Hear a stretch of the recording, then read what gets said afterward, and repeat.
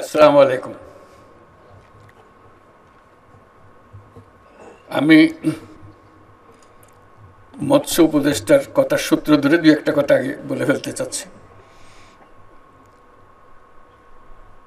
মাছ আমরা সবাই খেতে ভালোবাসি, বাংলাদেশিদের একটা প্রিয় খাদ্য, এবং যারা এই খাদ্য উৎপাদনে নিরবচ্ছিন্নভাবে কাজ করে, যাদের কথা আমরা স্মরণে রাখি না। আমরা শুধু মাছটা টাটকা কিনা, দামে সস্তা কিনা, এটা নিয়ে ব্যস্ত থাকি। যারা এর পেছনে আছে তাদেরকে আমরা আজকে পদক দিয়ে সম্মানিত করেছি। তাদের সবাইকে আবার জোরে হাততালি দিয়ে একটা সবাই মিলে হাততালি, কারণ এই দিনের পরে আবার সবাই ভুলে যাব তাদের কথা। মাছের দিকে মনোযোগ দেব। যারা মাছ উৎপাদন করে আমাদের কাছে নিয়ে আসলো তাদের কথা আমাদের আর মনে থাকবে না। আজকের দিনটা তাদের মনে করিয়ে দেওয়ার জন্য। তারা কি প্রতিকূল অবস্থার মধ্যে আমাদের জন্য বাছাই করা মাছগুলো টাটকা অবস্থায় পরিবেশন করার জন্য ব্যস্ত থাকে। একজনের কাহিনী তো শুনলাম, তার নিজের মুখে পদক নেওয়ার আগে সে মাছ বিক্রি করতে এসে গুলির সামনে পড়ে গেল। বেচারা সারা রাত এই মাছের পেছনে ছিল। কোথায় চট্টগ্রাম থেকে সে এখানে এসছে। এটা তো মাত্র একটা উদাহরণ। মাছ আমাদের জন্য প্রকৃতির একটা উপহার। এটা কোনো আমরা কারখানাতে বানাই নাই, এটার জন্য আমরা কোনো শ্রমিক নিয়োগ করি নাই যেটা বানিয়ে নিয়ে আসতে হবে। আল্লাহর দান, আমরা ধরে নিয়ে আসি, খাবার বেলায় উৎসাহ পাই, আরও খেতে চাই।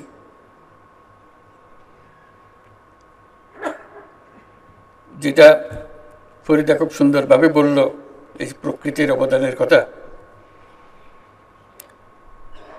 তার প্রতি আমাদের সদয় হবার তো কথাই ওঠে না।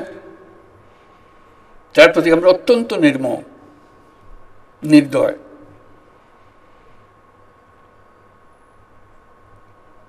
সে আমাদেরকে অন্য সব কথা বাদ দিল, শুধু একটা খাবারের কথা সে আমাদেরকে প্রতিনিয়ত দিয়ে যাচ্ছে। আমরা শুধু ধরে আনছি, পরিবেশন করছি। তার প্রতি সদয় হবার চিন্তা আমাদের মাথায় আসে। আমরা মাছের কথা বলি, আজকে মৎস্য সপ্তাহ উদযাপন করব, অবশ্যই উদযাপন করব। এত বড় একটা আনন্দের দিন, যারা এর পেছনে আছে তাদের প্রতি আমরা কৃতজ্ঞতা প্রকাশ করব। কিন্তু যেই প্রকৃতি আমাদের কাছে এটা এনে দিল, তার প্রতি সদয় হবার কথাটা আমাদের কাছে চিন্তা করতে হবে।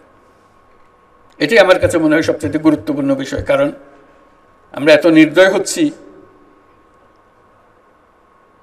অন্যান্য জিনিসের সঙ্গে মাছও বোধহয় আমাদের কপাল থেকে ছুটে যাবে। দুনিয়ার বর্জ্য সব আমরা পানির মধ্যে, যা কিছু আছে আমাদের, যা সব কাজ পানির দিকে দিয়ে দিচ্ছি।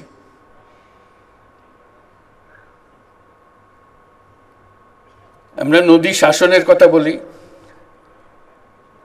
কথার কথা বলি, হয়তো নদী পালনের কথা বলি না। তা সে শাসন করতে চাই আমরা, এবং শাসনের নামে তার প্রতি যত নির্দয় হওয়ার জিনিস সেটাও করি। আমাদের বর্জ্য তো দিচ্ছি পানির ভেতরে ঢুকিয়ে। এই বর্জ্য যে বিষ হয়ে আবার আমাদের প্রতি আসছে সেটাও আমরা গ্রাহ্য করছি। বর্জ্য ছাড়াও যত রকমের বিষ, শরীরের যত রকম অনিষ্টকারী জিনিস আছে সব পানির মধ্যে ঢালছি আমরা। সেই পানি আগামী দিন থাকবে কি থাকবে না সেটারও পরোয়া করছি না। যেটা আমাদের মনে হয় যে এটা আল্লাহর কর্তব্য, আমাদেরকে এটা খাওয়াতেই হবে তার। আমি যাই করি, যত অত্যাচার করি না কেন, কাজে আজকে মৎস্য সপ্তাহের সঙ্গে পানির কথাটা যেন আমরা না ভুলি। মাছ ততদিন পাবো যতদিন আমরা পানি রাখতে পারি। বাংলাদেশের প্রতি প্রকৃতি অত্যন্ত সদয়, প্রচুর পরিমাণ পানি আমাদেরকে দিয়েছে। অতি বেশি সদয় হওয়াতে আমরা এর গুরুত্বটাই ভুলে গেছি।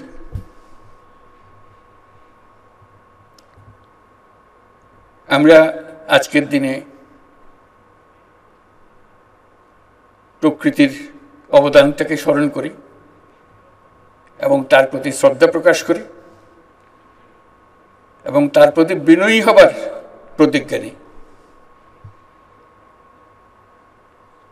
তা না হলে প্রকৃতি তার যত মহান দায়িত্ব তার আছে সেটাও পালন করতে পারবে না আমাদের অত্যাচারের কারণে। মাছের সম্ভাবনা প্রচুর, এর সঙ্গে দুর্ভাবনাও প্রচুর। আমার কর্তব্য মনে করছি দুর্ভাবনার কথাটা মনে করিয়ে দেওয়ার জন্য, কারণ সবাই আমরা দায়ী, যে যেখানে আছি না কেন, ব্যক্তি হিসেবে, দায়িত্ব হিসেবে যাই পালন করি না কেন,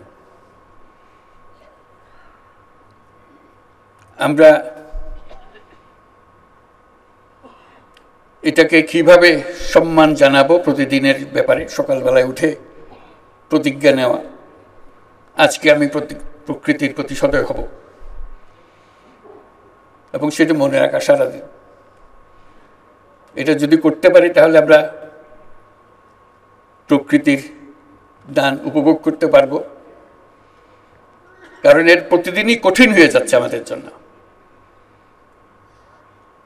তার উপর দাবি এত রকম আসছে, সবাই নিজের ব্যক্তিগত স্বার্থে,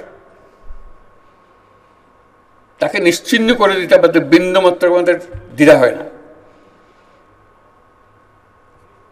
সেটা রক্ষা করার জন্য আমাদের সমস্ত আয়োজন করতে হবে, যাতে আমরা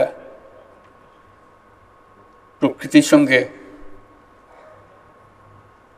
সদয়ের চিত্তে বসবাস করতে পারি। আমি লিখিত বক্তব্যে ফিরে আসছি। বাংলাদেশের প্রকৃতি সবুজ শ্যামল, নদী নালা, খালবিল, হাওর বাওরে কয়েকশো প্রজাতির মাছের নতুন প্রাণ সঞ্চারিত হয়েছে। ভৌগোলিক অবস্থানগত কারণে বাংলাদেশ পানির দেশ। নদী নালা, খালবিল, হাওর বাওর, সমুদ্র, এসব ব্যাপক মৎস্য সম্পদে অত্যন্ত সমৃদ্ধ। একদিকে বৈচিত্র্যময় অভ্যন্তরীণ জলাশয়ে পরিপূর্ণ এই দেশের মৎস্য সম্পদের উন্নয়ন ও সম্প্রসারণের যেমন ব্যাপক সম্ভাবনা রয়েছে, অন্যদিকে বিশাল বঙ্গোপসাগরের অফুরন্ত মৎস্য সম্পদও আমাদের জন্য পানিভিত্তিক অর্থনীতি বিকাশের সুযোগ করে দিয়েছে। আমাদের দেশের জনগণের প্রাণীজ আমিষের চাহিদা বিরাট অংশ পূরণ হয় মাছ থেকে। একই সাথে 12 লক্ষ নারী সহ কর্মক্ষম জনগোষ্ঠীর একটা বিরাট অংশ প্রত্যক্ষ ও পরোক্ষভাবে এই খাতের সঙ্গে জড়িত। তবে এই খাতের ব্যাপক সম্ভাবনাকে কাজে লাগিয়ে আরও বিপুল সংখ্যক তরুণ সফল উদ্যোক্তা হয়ে উঠতে পারবে বলে আমি আশা করি। আমাদের লক্ষ্য হবে প্রকৃত মৎস্যজীবী ও জেলেদের সামাজিক নিরাপত্তার কর্মসূচির আওতায় আনতে বিশেষভাবে যত্নশীল হওয়া যাতে করে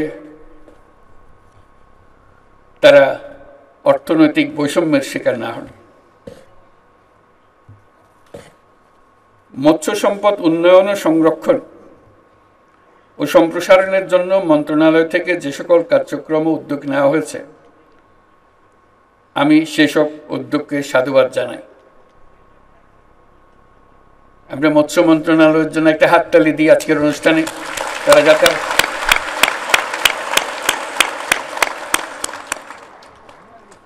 তারা যেন আমাদেরকে মাছের প্রতি, প্রকৃতির প্রতি সদয় হবার কথাটা বারে বারে মনে করিয়ে দিতে পারে,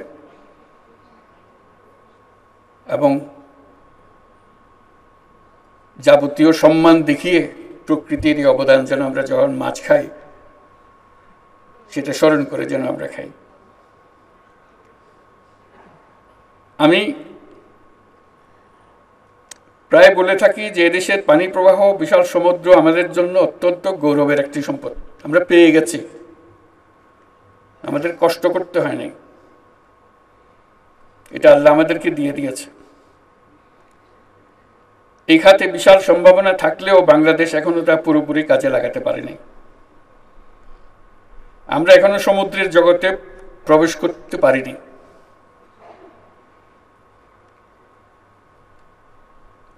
সমুদ্র আমাদের জন্য অপেক্ষা করছে তার উপহার নিয়ে। আমরা সেই উপহারটা তার কাছ থেকে আনতে যেতে পারিনি এখনো। আমাদের জানতে হবে কি কি ধরনের মৎস্য সম্পদ এই সমুদ্রের পানির তলায় আছে। আমাদের বুঝতে হবে কেন আমরা এটা পারছি না। এই খাতটি আমাদের অর্থনীতির জন্য একটা নতুন বাংলাদেশ সৃষ্টি করতে পারে। এটা আমাদের দেশেরই অংশ। আমরা শুধু জমির অংশটা জানি, পানির অংশটার প্রতি আমাদের কোনো দৃষ্টি নাই। এটা জমির যে বাংলাদেশ, তার চাইতে আরো বড় পরিমাণ দেশ আমাদের, কিন্তু আমরা অবহেলা করে যাই। সেটা যে আছে স্বীকারও করি না। সেটি সম্পদ নিয়ে অপেক্ষা করছে, সেটাও আমরা স্বীকার করতে রাজি না।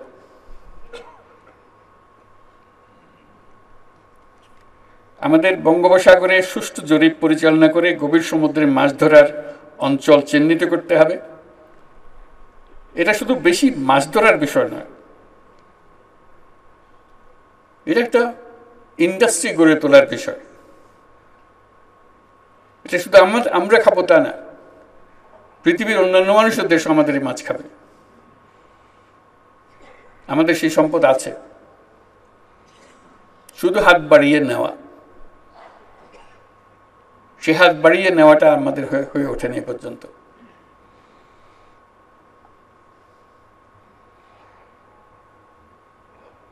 এর জন্য আমাদের গবেষণায় সক্রিয়ভাবে যুক্ত হতে হবে, আন্তর্জাতিক সম্মেলনের আয়োজন করতে হবে, যাতে বিশ্বমানের বিশেষজ্ঞদের চিন্তা ভাবনা, অভিজ্ঞতা আমরা কাজে লাগাতে পারি। আমাদের বিশ্ববিদ্যালয়ে পাঠ্যক্রমেও গভীর সমুদ্রে মাছ ধরার বিষয়টি অন্তর্ভুক্ত করতে হবে।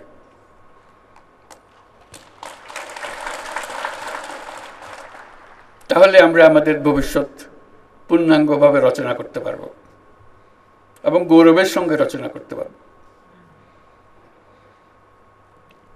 সমুদ্র, উপকূলীয় অঞ্চলের সম্পদ ও পরিবেশের টেকসই ব্যবহার নিশ্চিত করতে আমরা আমাদের বন্ধু দেশগুলোর সঙ্গে আলোচনা শুরু করেছি। তারাও খুব অবাক হয়েছে আমরা যখন এই প্রসঙ্গ তুলি। বলছি, কই, এই প্রসঙ্গ তো আমাদের সঙ্গে আর কেউ কোনোদিন তোলে নাই। আমরা বললাম যে আমরা লজ্জিত, আমরা এবারে উত্থাপন করলাম এবং এর প্রতি পূর্ণাঙ্গ দৃষ্টি দিলাম আমরা, যাতে করে আমরা এই সম্পদের স্বীকৃতি দিই এবং মানুষের কল্যাণে সেই সম্পদ ব্যবহার করার সুযোগ দিই।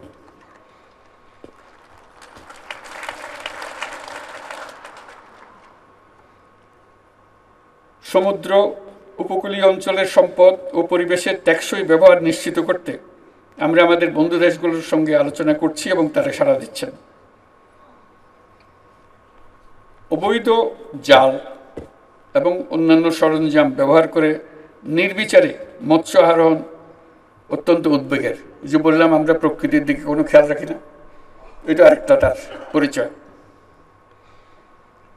অবৈধ জাল এবং সরঞ্জাম প্রস্তুত ব্যবহার সহ যে কোনো ধরনের বেআইনি কর্মকাণ্ড কঠোরভাবে প্রতিহত করতে হবে। এটা শুধু কোনো একটা পুলিশ বাহিনী বা কেউ গিয়ে করবে তা না, এটা আমাদের নাগরিক দায়িত্ব হিসেবে আমাদেরকে করতে হবে। সবাই সবারটা, সবার অঞ্চল, সবার এলাকা নিশ্চিত করতে হবে কেউ যেন আমাদের দান যেটা আমরা পেয়েছি প্রকৃতি থেকে সেটাকে আমাদেরকে সেটা থেকে বঞ্চিত না করে আগামী প্রজন্ম যেন এটার থেকে বঞ্চিত না হয়। এখন যেভাবে অগ্রসর হচ্ছি আমাদের মনে হয় আগামী প্রজন্মর ভাগ্য সংকীর্ণ হয়ে যাচ্ছে, অথচ আমাদের দায়িত্ব ছিল সেটাকে আরো প্রসারিত করা। কাজে আমাদের গিয়ার বদলাতে হবে, সংকোচনের গিয়ার থেকে আমাদের সম্প্রসারণের গিয়ারে চলে যেতে হবে। এবং আমরা পারি, না পারার কিচ্ছু নেই এখানে, কারো চাইতে কারো বুদ্ধি কম না, শুধু বিষয়টা নজরে আনতেছি না আমরা। কি কারণে আমরা সমুদ্রের কথা ভুলেই গেছি।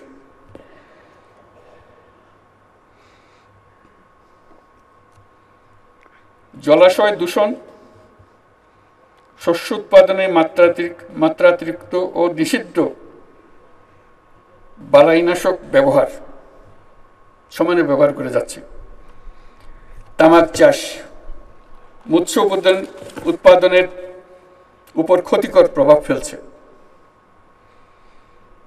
ক্ষতিকরটা খুব হালকাভাবে বললাম, মারাত্মক। এটা আমরাই করছি এবং আজকে বিশেষ দিবসে আমরা শুধু স্মরণ করছি, তারপর আবার এখান থেকে বেরিয়ে ভুলে যাব, যেন আমরা না ভুলি। সে কথাটা বারে বারে নিজেকে স্মরণ করিয়ে দেওয়া। অপরিকল্পিত অবকাঠামো নির্মাণ, নদ নদী সহ সকল জলাশয়ের নাব্যতা হ্রাস, সর্বোপরি জলবায়ু পরিবর্তনের ফলে মৎস্য উৎপাদনে বিরূপ প্রভাব পড়ছে। এ সকল ক্ষতিকর প্রভাব মোকাবেলার সমন্বিত টেকসই উত্তরণের কৌশল উদ্ভাবন করতে হবে।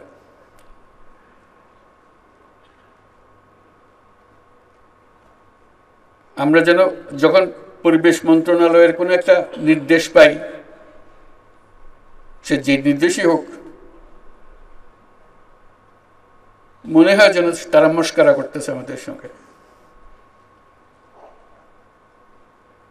মানে মনে মনে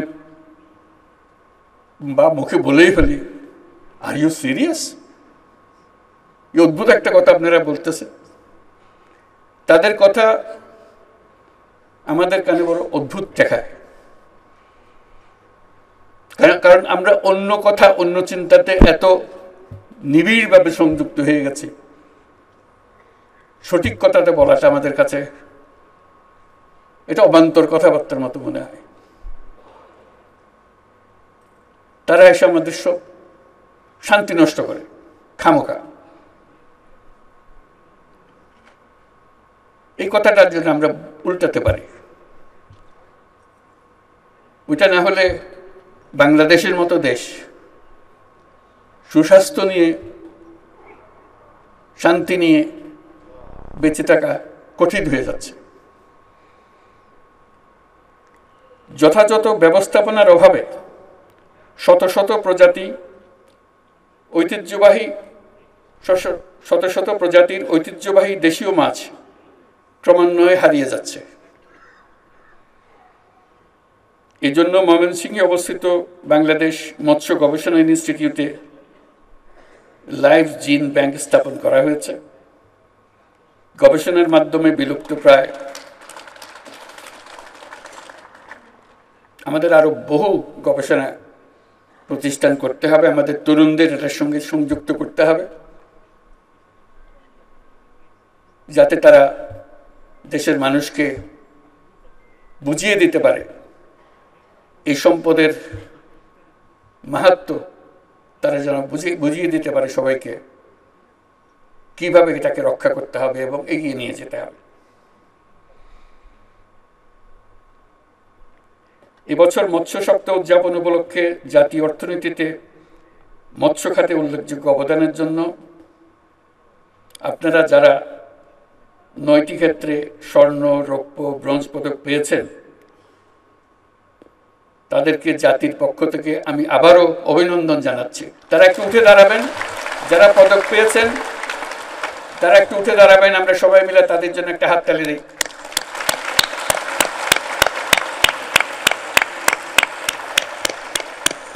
ধন্যবাদ। তাদের কথা মনে রেখে যেন আমরা আগামীতে আমাদের করণীয় সম্বন্ধে নিজের নিজের সিদ্ধান্ত নিতে পারি। অভ্যন্তরীণ চাহিদা পূরণের পাশাপাশি মাছের রপ্তানি বৃদ্ধির জন্য বাজার সম্প্রসারণ, পণ্য বহুমুখীকরণ, ভ্যালু এডিশনের জন্য গবেষণা সহ অন্যান্য কার্যক্রম চালিয়ে যেতে হবে। এই সকল কার্যক্রম বাস্তবায়নে সংশ্লিষ্ট সকল সরকারি দপ্তর, বেসরকারি সংগঠন, রপ্তানি ও আমদানিকারক প্রতিষ্ঠান, উন্নয়ন সহযোগী সংস্থাসমূহকে সম্মিলিতভাবে কাজ করার জন্য আহ্বান জানাচ্ছি। দেশের সবার প্রতি আহ্বান জানাই আমরা যেন প্রকৃতির এই অবদানকে সম্মান জানাতে শিখি এবং বাংলাদেশকে প্রকৃতির প্রতি সদয় হতে শিখি এবং সকলে ঐক্যবদ্ধভাবে সেটা করি, প্রকৃতির প্রতি সদয় হওয়া। কারণ প্রকৃতি আমাদেরকে এই সুযোগটা দিয়েছে, নাহলে এই বাংলাদেশে 18 কোটি মানুষ খেয়ে পরে শুধু বেঁচে থাকা না, এগিয়ে যাবার কোনো কথাই ছিল না। প্রকৃতি আমাদের সেই ব্যবস্থাটা করে দিয়েছে এবং আর সুযোগ সৃষ্টি করে দিয়েছে। এবং আমরা ওই যে বললাম প্রতিনিয়ত নির্দয় হয়ে তাকে আঘাত করে যাচ্ছে। কোথায় তার প্রতি অবনত মস্তকে দাঁড়িয়ে ধন্যবাদ জানাব, সেটা না করে আমরা লাথি দিয়ে যাচ্ছি। জাতীয় মৎস্য সপ্তাহ 2025 এর সার্বিক সাফল্য কামনা করে আমি এর শুভ উদ্বোধন ঘোষণা করছি। সবাইকে ধন্যবাদ।